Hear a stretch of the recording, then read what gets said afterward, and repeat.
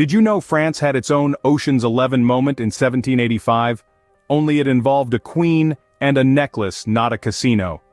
The year was 1785, and the French court was buzzing with a scandal that would go down in history as the affair of the diamond necklace. The necklace in question wasn't your run-of-the-mill accessory. It was a dazzling piece of jewelry boasting over 600 diamonds and carrying a whopping price tag of 2 million livres. But let's back up a bit. This drama started when a certain con artist named Jeanne de Valois Saint-Remy, also known as Madame de la Motte, hatched a scheme to get her hands on this gem. Jeanne duped a gullible cardinal, a man named Rohan, into believing that Queen Marie Antoinette fancied him and wanted to buy the necklace discreetly. The cardinal, smitten and eager to gain the queen's favor, agreed to facilitate the purchase. Here's the kicker. Queen Marie Antoinette had no idea about this. She didn't even like the necklace. But by the time the truth came out, the necklace was gone, divided, and sold off in chunks. The cardinal was arrested, and Jeanne was eventually caught and branded with a V for voleuse. That's thief in French. But the damage was done. The French public, already resentful of the monarchy's extravagant lifestyle in a time of economic hardship, was outraged. The fact that Marie Antoinette was falsely implicated didn't matter. The seeds of mistrust were sown. This event, among others, fueled the growing discontent against the monarchy, setting the stage for the French Revolution. And that's how a necklace contributed to the downfall of a monarchy. Talk about high stakes! Moving on to 1356, when the French and English decided to settle their differences in a medieval smackdown. Welcome to the Battle of Poitiers, a pivotal moment in the 100 Years' War. This wasn't just any old skirmish, it was a clash of titans. On one side we had the French eager to seize control, on the other, the English, led by none other than Edward, the Black Prince. This wasn't Edward's first rodeo, and he certainly knew how to throw a punch. He led his troops with the precision of a chess master, outmaneuvering the French at every turn. This wasn't just a battle, it was a masterclass in medieval warfare. And when the dust settled, the English emerged victorious. A decisive victory, chalked up to the Black Prince. But don't get too comfortable with the thought of English triumph. This war had more twists and turns than a roller coaster. So, the Black Prince scored a victory, but the war was far from over. Fast forward to 1572, a dark year in French history, when religious differences took a deadly turn. We enter the reign of Charles IX, a time when the tension between Catholics and Protestants was at a boiling point. The Huguenots, French Protestants, found themselves caught in the crossfire of this religious battle. The Massacre of St. Bartholomew's Day started as a targeted assassination plan, but quickly spiraled into a full-blown massacre. Streets were painted red as the Huguenots were hunted down, houses were invaded, and lives were brutally ended. It wasn't just in Paris. This religiously fueled violence spread to other cities, resulting in the death of tens of thousands in just a few weeks. The Massacre of St. Bartholomew's Day serves as a stark reminder of the grim consequences of religious intolerance. It was a dark chapter in France's history, showing how deep religious divisions ran. Next, we take a trip to 1831 Lyon, where people were not happy with King Louis-Philippe. The city was like a simmering pot, ready to boil over. Economic grievances were mounting. Unemployment was high. Wages were low. The people were restless, and the city's silk workers, known as the Canuts, were at the forefront of the discontent. They were not just protesting for better wages or working conditions. Their fight was also ideological. The Canuts were inspired by Republican ideals, a desire for a government that truly represented the people.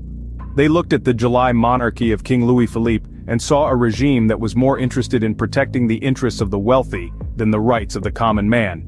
In their revolt, they raised the red flag, a powerful symbol of resistance and defiance that would be used in future struggles. And so, the people of Lyon made their voices heard, marking an important moment of resistance. Now, let's journey to 1871, when Paris decided to experiment with socialism. Imagine a city still licking its wounds from the Franco-Prussian War, daring to take a different path, a path where the working class held the reins. Welcome to the Paris Commune. In the wake of the war, Paris was a city in turmoil. The French government had surrendered to Prussia, but the people of Paris, they weren't quite ready to wave the white flag, so, in a bold move, they established their own independent government, the Paris Commune. This was not just any government, it was a socialist government, the first of its kind. The Paris Commune set about implementing radical reforms. They separated church and state, something unheard of at the time. They abolished child labor and night work in bakeries. They remitted rents for dwellings, and they made plans for free education. The working class was finally getting a taste of power, and they were using it to better their lives. But the French government, they weren't too thrilled about this socialist experiment. The Versailles government, as it was known, wasn't about to let Paris go without a fight. They laid siege to the city, and after 2 months they stormed in, bringing the Paris Commune to a brutal end. The Bloody Week, as it is known, saw the death of thousands of communards, and the city of Paris set ablaze. The Paris Commune may have been short-lived, but its impact was profound. It was a beacon of hope for the working class, a testament to their ability to seize power and enact change. Its spirit lived on in future socialist and communist movements, making it a pivotal moment in the history of socialism. The Paris Commune, a brief but impactful chapter in France's history. It serves as a poignant reminder that change often comes at a price, but that doesn't mean it's not worth fighting for. The Paris Commune dared to dream of a different future, and for that, it will always hold a special place in the annals of history. Now, we're sailing off French soil to 1805, where a naval battle changed the course of European history. Picture this: the mighty British Royal Navy facing off against the combined fleets of France and Spain in the tumultuous waters near Cape Trafalgar. This was not just a battle for territory or power, this was a defining moment in the Napoleonic Wars.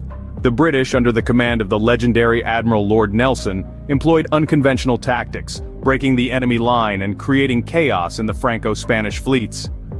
Despite being heavily outnumbered, the British ships, with their superior firepower and strategic brilliance, managed to secure a decisive victory. This battle was not just a victory, it was a statement.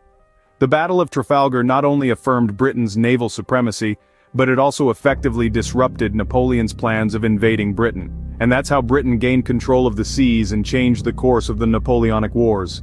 Returning to French soil, we enter a period of revolutionary violence known as the Reign of Terror. From 1793 to 1794, the French Revolution took a dark turn. The Committee of Public Safety, in the name of defending the revolution, sanctioned mass executions. Those merely suspected of being enemies of the revolution were given short shrift. Guillotines became a common sight, slicing through the tension and the necks of the condemned. A reign of terror indeed, with fear and suspicion running rampant. Lastly, we journeyed to 1919, in the aftermath of World War I, where France took center stage in reshaping the world. It was here in Paris, during the peace conference, that France played a pivotal role in drafting the Treaty of Versailles. The treaty, infamous for its harsh penalties on Germany, was a testament to France's desire for justice and reparation.